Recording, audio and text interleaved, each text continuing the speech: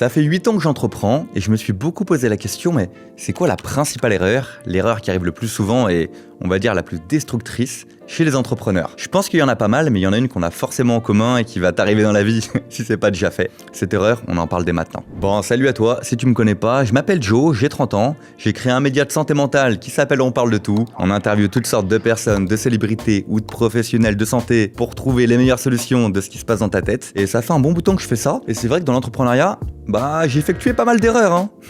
J'ai travaillé dans ma chambre, en bureau, dans les gros incubateurs parisiens, j'ai fait un peu le tour du monde pour mon business, et c'est vrai qu'il y a une grosse erreur que j'ai faite, et dont j'aimerais te parler pour que, soit que tu fasses pas la même, soit que tu arrêtes de culpabiliser. Juste avant, en 2 minutes, je vais te raconter mon parcours.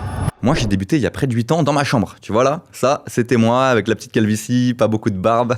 J'avais acheté un vieux bureau Ikea avec un pote à moi, Hugo, que j'avais d'abord pris en stage, ensuite en alternance, et ensuite je l'ai pris en freelance. À l'époque, j'avais que le chômage. Je gagnais que dalle. Je travaillais, je réinvestissais tout pour payer Hugo, pour payer les caméras, les montages vidéo et les quelques déplacements qu'on faisait dans les villes de France. Le but, c'était d'aller interviewer les personnes et parler de santé mentale, de mettre sur les réseaux, d'avoir une qualité de vidéo qui est vraiment premium pour se démarquer, quoi. Et après, on espérait trouver des grosses marques qui vont sponsoriser le média. Donc faire des millions de vues, avoir des marques qui arrivent et qui disent « Ok, pour mettre notre logo, on vous paye tel nombre d'euros ». C'était le rêve. Et là, l'erreur principale, elle est arrivée. Et je crois que cette erreur, 90% des entrepreneurs, évidemment, la font.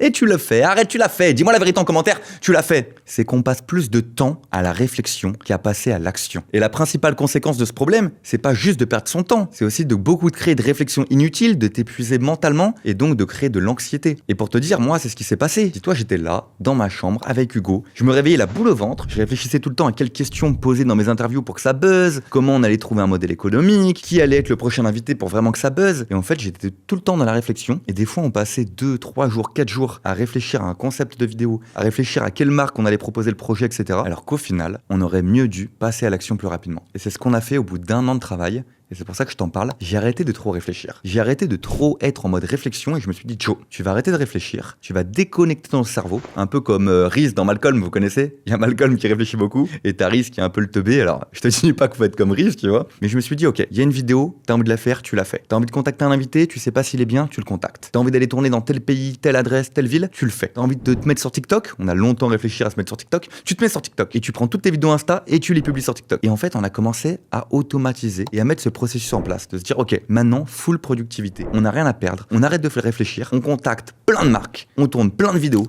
on contacte plein d'entreprises potentiellement partenaires et on va parler à plein de gens différents et on se met sur tous les réseaux. Et en fait, c'est tout bidon ce que je te raconte, hein, parce que tu peux l'adapter à toutes sortes de business. On n'a pas fait un truc de génie. Mais le mindset dont je suis en train de te parler, je l'applique depuis des années. Et aujourd'hui, le média On parle de tout, il vit bien. Hein. On est monté une équipe de 6 personnes. Aujourd'hui, là, quand je te parle, je suis en direct de Bali. On a trouvé exactement 18 sponsors différents qui nous ont payé pour être présent sur le média. Tout cumulé, il y a 1,4 million d'abonnés, j'ai fait mes TEDx, j'ai reçu un président de la République. Bref, tout se passe à merveille et je suis sorti de ma chambre toute pourrie. Je suis parti à Station F, le plus gros incubateur du monde. Puis j'ai pris mes propres bureaux à Paris. Et tout ça au final, juste parce que j'ai mis mon cerveau en pause et je me suis dit, Joe, t'arrêtes de trop réfléchir à un plan d'action, comme les business plans qu'on te propose en école de commerce où tu dois réfléchir pendant 4 semaines à c'est quoi tes concurrents, la roadmap, compagnie. Non, tu passes à l'action, t'écoutes ton intuition. Et tu testes.